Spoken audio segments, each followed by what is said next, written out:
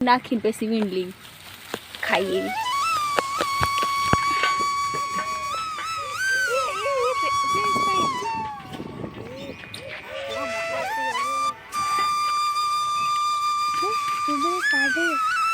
બહુ જીબડી કાઢી હું જોતી હતી એટલે મને એક આંખેથી કેવી રીતે દુનિયા જોઈ શકાય અને આ સમા કઈ રીતે આપણા ઘર કામ છે. બધાય મજામાં છો ને? જય માતાજીને, જય શ્રી કૃષ્ણ બધાને.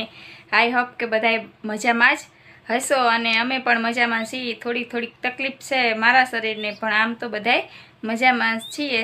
તમને અમારા ચહેરાના દેખાવથી લાગતું હશે કે કંઈક તકલીફ જેવું છે. મારો ચહેરો કેવો થઈ ગયો છે, મારી આંખો જો કેવી થઈ ગઈ છે, એટલે કંઈક એવું મારા શરીરમાં તકલીફ છે જેનાથી મને તકલીફ છે. બીજા બધા તો ખુશી મજામાં છીએ. અને આ થવાનું કારણ શું ના બધું આપણે વિડીયોમાં આગળ જોઈએ.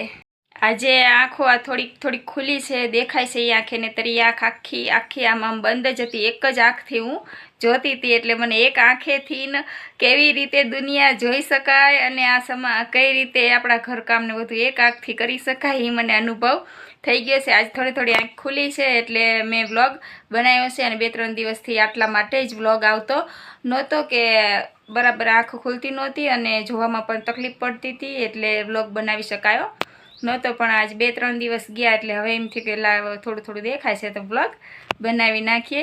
પણ આપણે આ થવાનું કારણ એ છે કે મેં ખાટિયા ઉનાળાની સિઝન ગઈ એટલે કેરીને છાશને એવું બધું એકસાથે ખાધું હતું અને એમાંથી મને કહેવાય ને સીળસ ઉપડી ગઈ હતી. સીળસ ઉપડે એટલે આખા શરીરે મને જામઠા થઈ ગયા હતા, કીડીયું કઈડી ગઈ હોય ને એવું બધું થઈ ગયું હતું. મોટા લાલ જામઠા અને એવી સીળસ થઈ ગઈ હતી અને બહુ જ ખંજાળ આવે ને એવું બધું થયું હતું. અને એની સાથે આંખ આ સોજાઈ ગઈ હતી. તો શરીરે બધું મટી ગયું 2-3 દિવસમાં દવા લીધી એટલે, પણ આંખ મટી નહીં, આંખે વધી ગયું છે. એટલે હજી આંખની પણ દવા ચાલુ જ છે અને હજી પણ નહીં મટે તો આપણે આંખના સ્પેશિયલ ડૉક્ટરને બતાવીને આંખની સારવાર કરવાની જ છે. પણ આપણે બ્લોગિંગ પણ ચાલુ કરી જ દીધું છે. જો અમારી વાડીમાં જો નાગદાદા નીકળ્યા, કેવડા મોટા છે.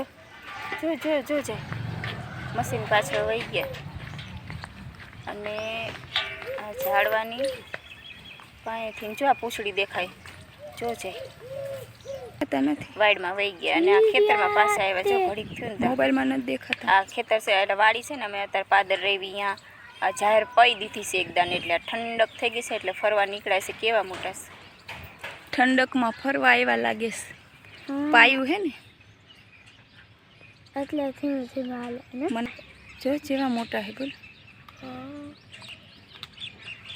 આ ચારાની સાઈઝ રે ને એના કરતા મોટા હે બોલ.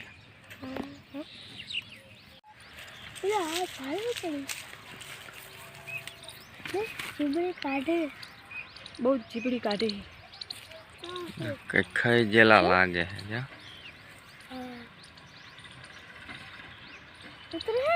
એટલે ધીમા હાલે હે. કેટલા લાંબા હે જો આંખની આવી સીળસ ઉપડી ગઈ છે ને, એટલે કોઈ કે આપણને છે ને ઉપાય બતાવ્યો છે એનો દેશી, એમ કે કડવાશ અથવા તો લીમડાના પાન ચાવી જાવ તો સીળસ જલ્દી ઉતરી જાય. દવા તો 2-3 દિવસથી લવ જ છું પણ એટલો બધો ફેર નથી દેખાતો. તો મને એમ થયું કે લાય હવે દેશી ઉપાય પણ કરી જ લેવી. એટલે છે ને આપણે આપણા ઘરે તો ફરિયામાં લીમડો છે જ તે, અને સરસ મજાની એની આરે લીંબોળી પણ આવી છે. આપણે કડવાશ ખાવાની છે એટલે એની લીંબોળી ખાવીએ કે લીમડાના પાન ખાવીએ, પણ કડવાશ સારી એ લીમડાની. એટલે પાન તો મારાથી ખાઈ નહીં કાંઈ, કડવા બહુ હોય, પણ આપણે લીંબોળી થોડીક લઈ લેવી. અને લીંબોળી એવી મસ્તીની પાકીને પીળી થઈ છે અને જાણે એમ કે દ્રાક્ષ જેવી લાગે, આમ એવી મસ્ત લીંબોળી થઈ ગઈ છે. એટલે આપણે લીંબોળી થોડીક ઉતાર લેવી ને ખાવાની પણ છે તે. જો આ લીમડા અરે કેવી સરસ લીંબોળીઓ આવી ગઈ છે. જો પક્કી એવી સરસ થઈ ગઈ છે. નજીક નીચે હોય ને આપણાથી ઉતરાય એવી આ તે આપણાથી ઉતરશે. ધૂમકો તો મારવો જ પડશે.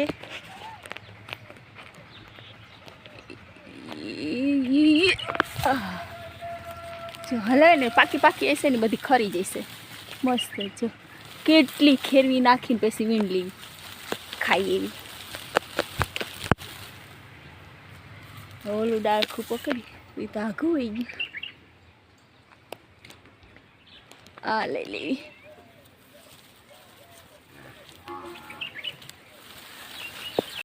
જો બહુ જ નીચે લીંબોળિયું ખરી ગઈ છે. જો આપણે ખેરવી નહીં એટલે કેટલી બધી ખેરીશ.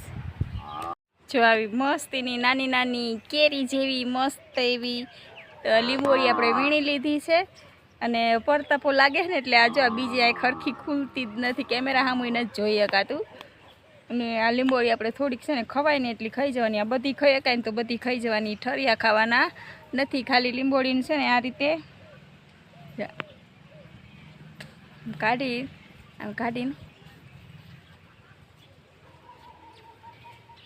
આ રીતે ખાઈ જવાની.